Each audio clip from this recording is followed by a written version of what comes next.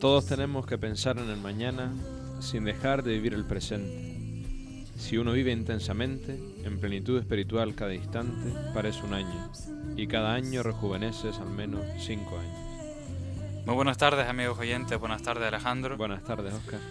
Otro día más aquí en Sesión Continua y con un programa también de lujo como lo han sido estos últimos programas. Volvemos a tener otra vez un programa monográfico. Si ya lo tuvimos la semana pasada con los hermanos Cohen, hoy lo tenemos con uno de los grandes del cine italiano y en general del cine universal, que nos faltaba por tener, que no hemos tenido todavía ninguna película de este gran autor, Federico Fellini, uno de los grandes, yo creo que nos ha dejado la herencia de lo que es el cine italiano y una manera de concebir el neorrealismo y el cine en general. Para ello nos acompaña uno de los grandes aficionados a Fellini, Alberto Pérez. Muy buenas tardes. ¿Qué tal, Óscar? Muy buenas tardes. Para nosotros, encantado de que estés aquí, un privilegio. Igual para mí. Y nos vamos a meter de lleno en Fellini. Pero antes tenemos que hacer mención de esta noticia que ya nos habíamos la semana pasada, hoy justamente una semana, el fallecimiento de Antonio Ansores, uno de los grandes humoristas del cine español, que falleció a sus 81 años, dejando atrás 167 películas, ¿no? Uno de los grandes cómicos, porque vamos a recordar a este inimitable cómico con su gag, digamos que lo hizo y que lo saltó a la fama, ¿no? Que era el monólogo inentendible.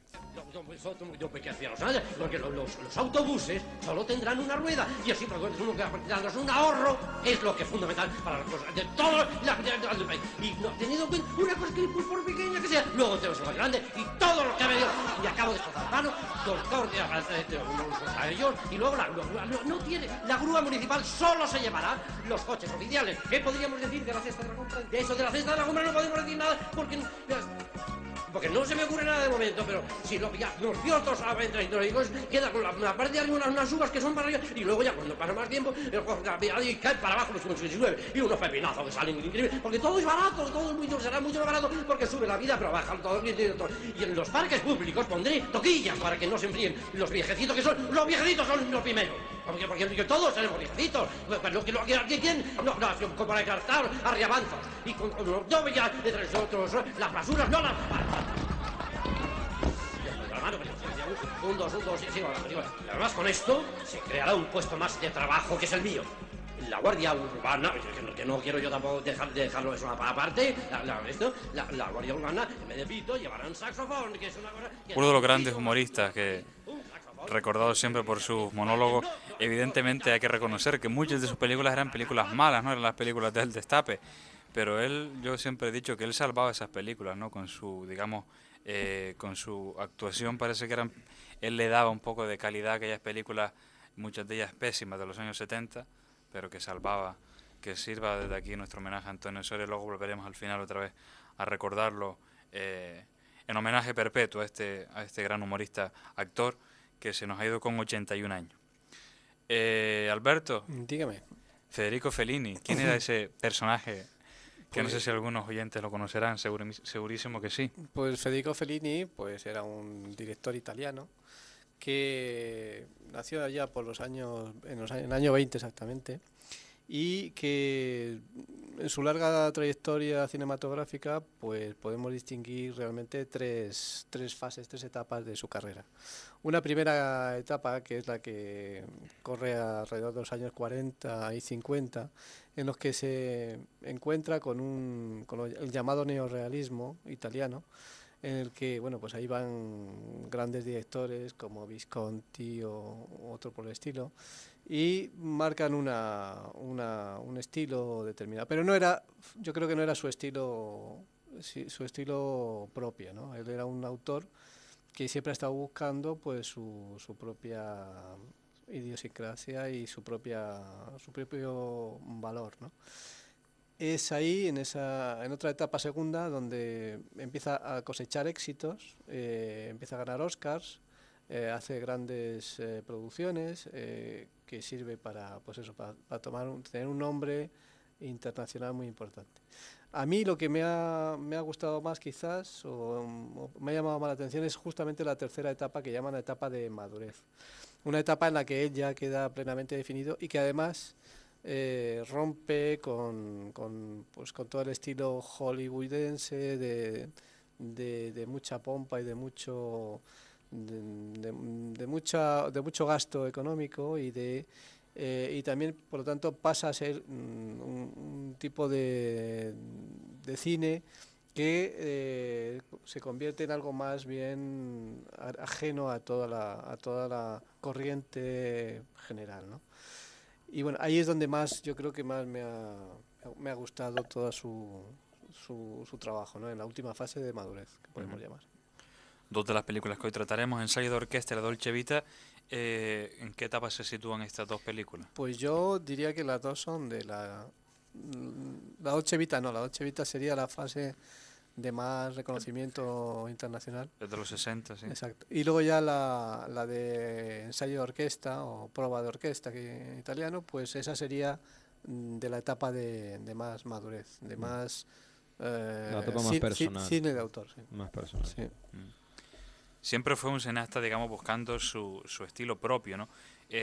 Apuntan sobre todo a él muchos rasgos autobiográficos. ¿Se descubren en muchas de sus películas esos rasgos autobiográficos? Yo creo que sí. Yo creo que, sobre todo, él era un grandísimo dibujante de caricaturas.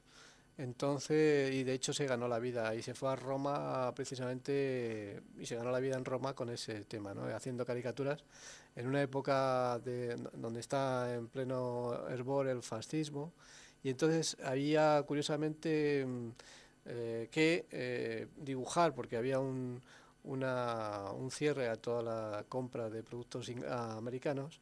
Entonces en el mercado italiano le gustaba mucho Flash Gordon. Entonces él lo que dibujaba eran, hacía los dibujos de Flash Gordon y los guiones de las historietas, pero sin comprarlo a las empresas americanas, con lo cual se empezó a ganar la vida con ese tema. Y fundamentalmente lo que le gustaba hacer era caricatura. Y yo creo que eso, la caricatura, el hecho de buscar personajes escénicos con rasgos muy marcados, casi caricaturescos, hacen de él un cine pues del cual pues eso recoge los orígenes de su dibujo y de su pintura, ¿no? Tenía también un origen, tenía una vocación de periodista, ¿no? Yo creo, me fijaba mucho en el papel de Mastroianni en La Dolce Vita y precisamente por eso, ¿no? También se habla de que Mastroianni era su doble, digamos que el actor que iba a ser o que iba a representar su rasgo más biográfico. Y La Dolce Vita recogía eso, ¿no? Como un periodista, claro, aquí un periodista, digamos, sin vocación, pero bueno, quizás recoge ese... Sí, y luego si queréis, por ejemplo, hay el trabajo que hace en ensayo de orquesta es totalmente periodístico. Sí, yo no sé si, sin duda, documental. Sí, recoge un documental y además tiene un trabajo de campo exquisito, ¿no? Que luego si queréis comentamos, ¿no? Vamos a meternos sin más con Ensayo de orquesta.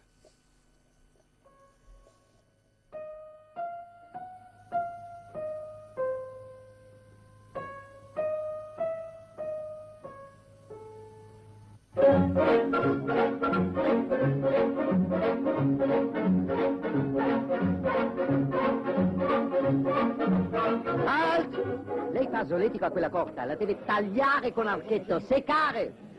Possibile una trovata a tutti adesso? Voi avete capito cosa siete qui per fare? Parlo a musicisti, spero, no? Voglio sentire suono combatto! Da capo!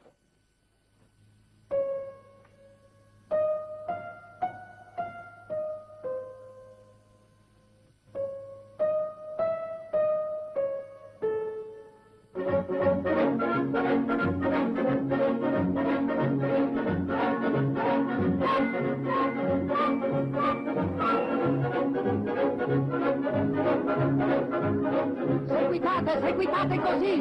Avanti! Va!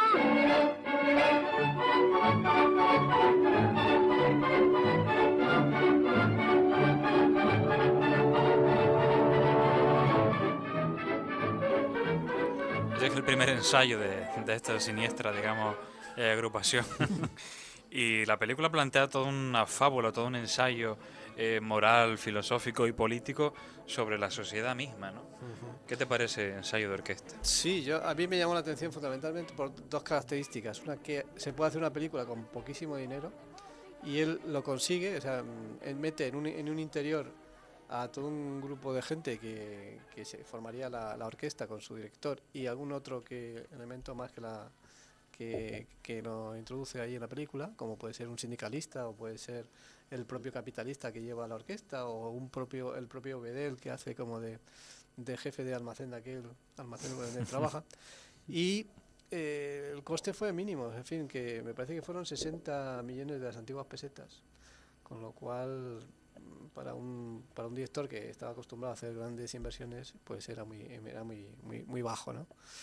Tira de actores de segunda categoría, porque claro, no podía contratar a maestros o profesores de música. Pero claro, son actores que no solamente son de segunda categoría, sino que no saben coger, yo que sé, el arpa de un violín, o no saben cómo se sujeta una flauta, en fin. Pero utiliza a otros para hacer escenas que realmente son de músicos, y son músicos también de segunda que le ayudan a hacer la película. Y bueno, yo creo que a mí me llamó mucho la atención el hecho de que en un espacio cerrado se dan escenas y se dan historias a través de músicos, de personajes que participan como una sociedad cerrada en la que tienen que poner en escena un producto, en la que hay un director, evidentemente, que lo organiza todo, y que cada uno bueno, pues interviene con sus fobias, con sus manías, con sus historias, con su humanidad, y hace un reflejo de la sociedad, fundamentalmente de la época de finales de los años 70, ¿no? en la sociedad italiana, ¿no?